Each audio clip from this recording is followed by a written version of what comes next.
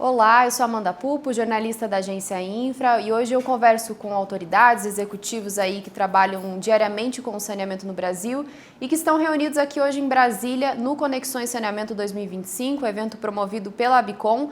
E eu tenho o prazer aqui de conversar agora com o presidente da Copasa, Fernando Passalio. Ele é presidente da Companhia de Saneamento de Minas Gerais. É uma companhia muito consolidada. Muito obrigada, Fernando, de estar aqui conversando com a gente. Queria saber um pouco sobre o estágio atual da companhia, porque a Copasa é uma empresa já muito consolidada, tem uma carteira de investimentos muito relevante, é uma das principais operadoras no país. Eu queria entender em que estágio a gente está agora com os investimentos da empresa, quais são os planos agora que vocês estão, e também pegando um pouco o gancho do marco legal, né? Vocês também passam por esse processo agora de uma estruturação de uma possível privatização, mas a empresa continua atuando, né, independente desse processo. Queria que você contasse um pouco como é que está essa operação aí lá em Minas. Muito bem. A Copasa é realmente uma empresa consolidada, com mais de 60 anos, e em Minas Gerais nós estamos presentes em 637 municípios dos 853 que o Estado tem. Então é um Estado fora com uma quantidade enorme de prefeituras, e nós estamos em boa parte desses 853. A Copasa, como falando, ela tem vários poderes concedentes e ao todo são 65 mil quilômetros de tubo debaixo da terra, só para quem está nos assistindo ter ideia do tamanho que é isso. Isso dá uma volta e meia na terra. E a empresa, com seu tempo de existência, com a sua experiência, o know-how, foi se consolidando nesse mercado de saneamento. E hoje nós estamos com várias oportunidades dadas pelo marco do saneamento.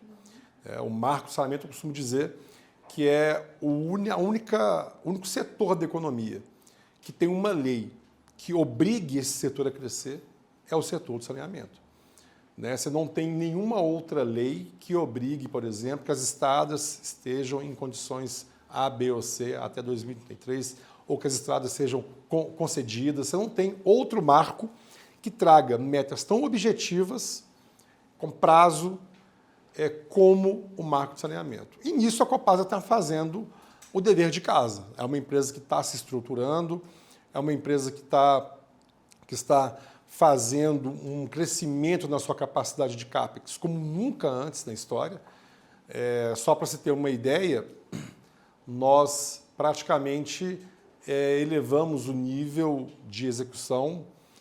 Só um exemplo numérico. No ano de 2019, durante todo o ano de 2019, a Copasa executou 586 milhões de CAPEX, em todo um ano.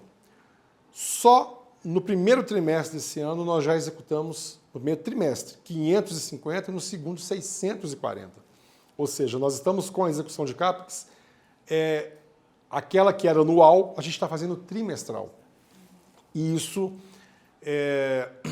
tem todo o impacto disso, tanto na cadeia produtiva, que a gente precisa cada vez mais de empresas que atendam às especificidades de obras do saneamento, como também mão de obra. Eu estou falando de 586 milhões em 2019, em 2024 nós executamos 2,1 bilhões, este ano a previsão é de 2,5, e a partir de 26 até 29 é uma média aí de 3,5, 3,6 bilhões por ano.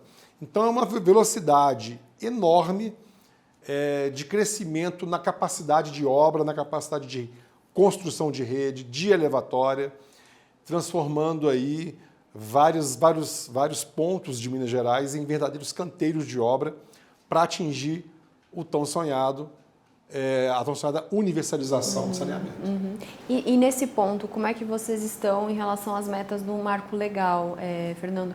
A companhia considera que vai conseguir atingir ali os 99% de água e 90% de esgotamento sanitário até 2033. Qual que é a avaliação? Tem um volume bastante relevante de investimentos, então eu queria saber se vocês acham que é possível chegar lá nesse prazo dado pela lei. Sim, na água nós já universalizamos. Nós já atingimos há 10 anos antes da meta, ou seja, desde 2023, que nós temos 99% de água em termos de cobertura. Agora, no esgoto, nós tivemos um salto de 58,8% para 78%, quase 79% de cobertura. Para chegar a 90%, o que ainda precisamos fazer, e nem todas as obras são necessariamente para universalizar, eu tenho muita obra de modernização, nós temos alguns pontos que, por se tratar de uma empresa estatal, nós temos ritos e formas de execução que tiram bastante agilidade e dinamismo, contratação de obra e por aí vai. Então, o accountability público, ele tira bastante eficiência e dinamismo em termos de velocidade. Por isso que a gente acredita sim, o corpo técnico da empresa é muito bom e nós estamos trabalhando para atingir dentro do prazo. E aí a gente fica agora contando com a empresa está passando agora, né, um movimento feito pelo governo junto com a Assembleia para uma eventual privatização. E ocorrendo essa privatização, a minha forma de ver esse cenário é que pode ser uma grande oportunidade para ganhar agilidade nesse processo. Não, perfeito. E nesse sentido, além dessa agenda própria da companhia, Fernando, a gente tem um marco legal, né, que o setor considera ali bastante importante por ter dado instrumentos relevantes, no caso da Copasa, por exemplo, essa possível privatização, mas eu queria te ouvir daqui para frente, assim, o que você avalia que deve ser foco mesmo da gestão pública, de política regulatória, para que o setor continue essa crescente, né, de investimentos, essa questão de segurança jurídica é muito importante, então eu queria te ouvir um pouco o que você acha que deve ser a agenda, né, pública no momento para o saneamento. São coisas importantes. O saneamento ele é uma política pública muito crítica, que a gente fala de saúde, de qualidade de vida, de desenvolvimento local. E quando a gente trata de uma agenda como essa, nessa corrida pela universalização, nós temos, por exemplo, o Universaliza Minas, que é um programa que a gente tem várias formas de atingir a universalização. Eu posso agir dos maiores centros urbanos para as bordas, ou eu posso, eventualmente, pular esse movimento e ir diretamente na borda. O que eu estou chamando de borda?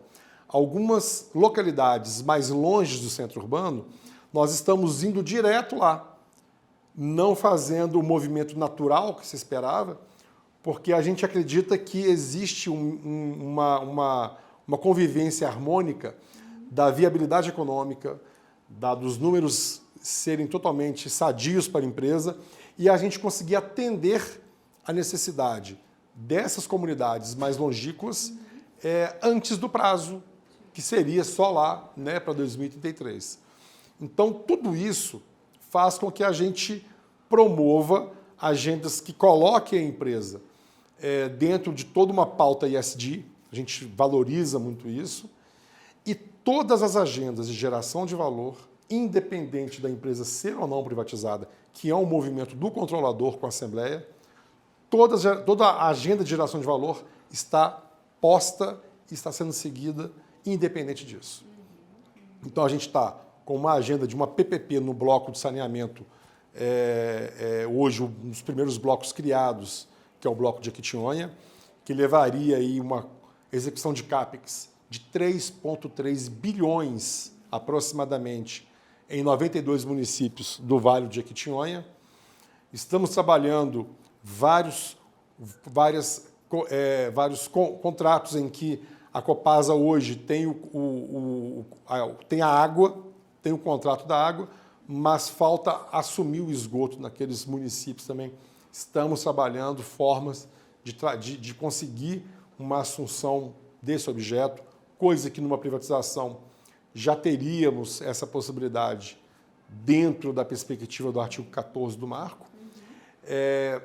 Estamos, como eu disse, com essa agenda de 17 bilhões de investimento até 2029, uma agenda ousada, mas muito factível pelo crescimento que a empresa vem demonstrando nos últimos anos. E isso tudo é para que a gente possa manter a vida e os objetivos da realidade que a gente se encontra. Sim. E, Fernando, uma última pergunta. Nessa realidade da empresa, enfim, cabe nos planos, eventualmente, a Copasa atuar fora do estado de Minas, ou isso ainda vai depender do próprio processo de privatização? Como é que vocês avaliam uma atuação fora aí do estado, eventualmente? Eu cheguei na empresa há 5 meses e eu estou implantando na empresa uma cultura, uma mentalidade mais comercial, uma mentalidade de geração de valor maior. E novos negócios é algo que eu estou colocando um plus em termos de cultura, em termos de ação, em termos de projeto. A gente pretende, sim, disputar de forma natural outras concessões que estejam dentro do nosso alcance de promover um bom trabalho. Então, é natural que isso venha a acontecer no futuro, que a gente consiga disputar esses contratos, que é um upside do marco de saneamento. Essa disputa, o mercado está aberto e essa abertura de mercado será, sim, objeto de avaliação pela Copasa. Legal, muito bom. Muito obrigada, Fernando. Sucesso aí na Copasa. Agradeço a oportunidade.